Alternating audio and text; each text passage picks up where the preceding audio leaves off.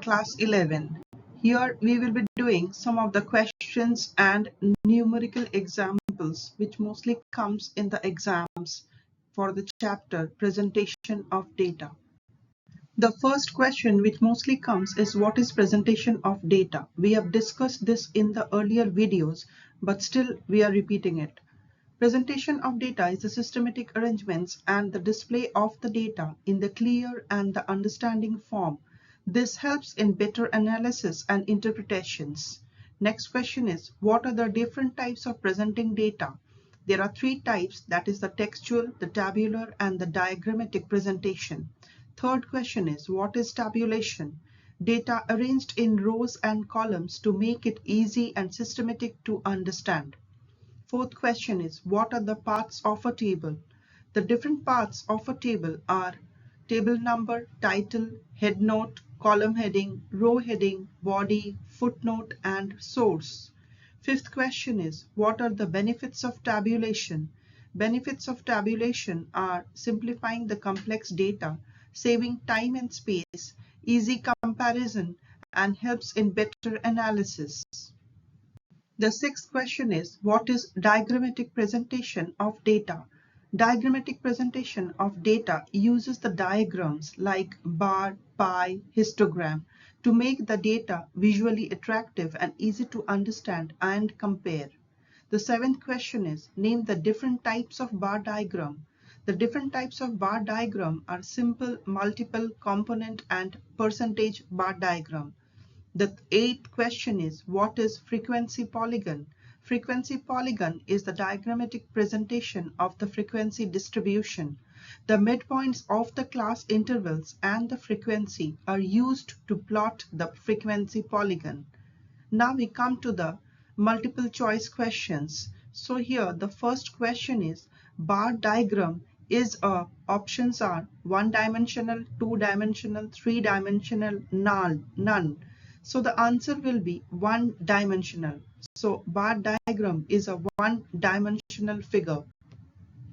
The next MCQ is B. Histogram is used for, and the options are discrete data, continuous data, qualitative data, none. The answer will be continuous data. The next question is, a frequency polygon can be obtained from, and the choices are pie chart, histogram, bar diagram, table. The answer will be histogram. The fourth question is, ogives are used for, options are mean, median, mode, none. The answer will be median.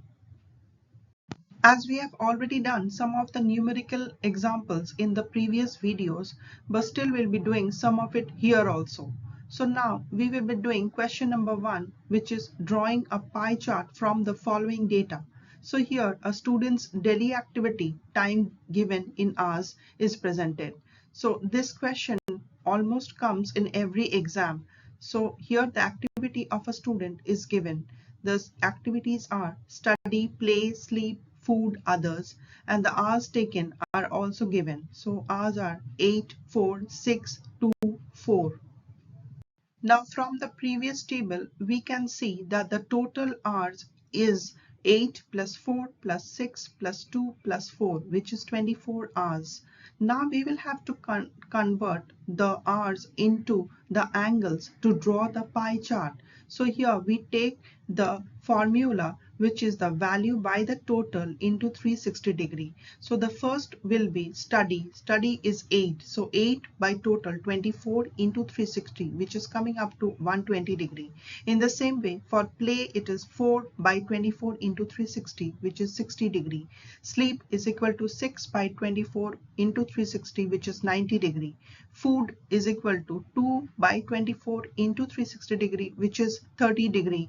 Others is equal to 4 by 24 into 360, which is 60 degree. Now, in order to get the pie chart, we will again have to convert the angles into the percentage. So here the formula to do that is percentage is equal to angle by 360 into 100. So we get the angle in the left hand side. From that we can get the percentage. So for study we have the angle is equal to 120 degree. So the percentage will be 120 by 360 into 100, which is equal to 33.33%. Play is equal to 60 by 360 into 100, which is equal to 16.67%. Sleep is equal to 90 by 360 into 100 equal to 25%. Food is equal to 30 by 360 into 100 equal to 8.33%. Others is equal to 60 by 360 into 100 is equal to 16.67%. So from this percentage we can see and we can calculate the pie chart accordingly. Now we will do an example of the bar diagram, which also comes in the exams very frequently. So here the number of students in different classes are given. Here the classes are 6, 7, 8, 9, and the number of students for each class are 30, 40, 50 and 60. In order to draw the bar diagram, here the classes are marked in the y-axis and the number of students in the x-axis. Then the bars for the number of students in each class is constructed. Labeling the axis is also done. So we find from the table that the classes 6, 7, 8, 9 and the number of students 30, 40, 50, 60 are drawn in the bar diagram, and the bars are separated equal space where the bars are also of equal width and the spaces are also equal. So we can construct the bar diagram in this way. Some of the common mistakes which examinees mostly does during the answering of the questions for data presentation are wrong calculation of the angle for the pie chart, forgetting the total which is equal to 360 degree, unequal width of the bars taken in the case of bar diagram, proper scale not being used, bars touching each other in case of bar diagram, not calculating the total in component bar diagram and wrong division of the components, drawing gaps between the bars in the histogram, unequal class intervals used, using class limits instead of midpoints in the frequency polygon, missing the title and heading in the tabulations. Now, we will have to avoid these mistakes and use the proper working steps, like we will have to take the angle where the formula is angle is equal to value by total into 360 degree for drawing the pie chart. Next, equal width for every bar is required to be taken in case of bar diagram. Equal spaces between the bars are used for bar diagram. Calculating the total and dividing it properly for each component is essential to do the component bar diagram.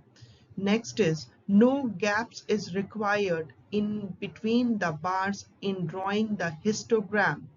Next is equal class intervals are used in case of the histogram. Next is midpoints is used in case of frequency polygon and not class limits. Now the last one is the title and headings are must to be used for tabulations.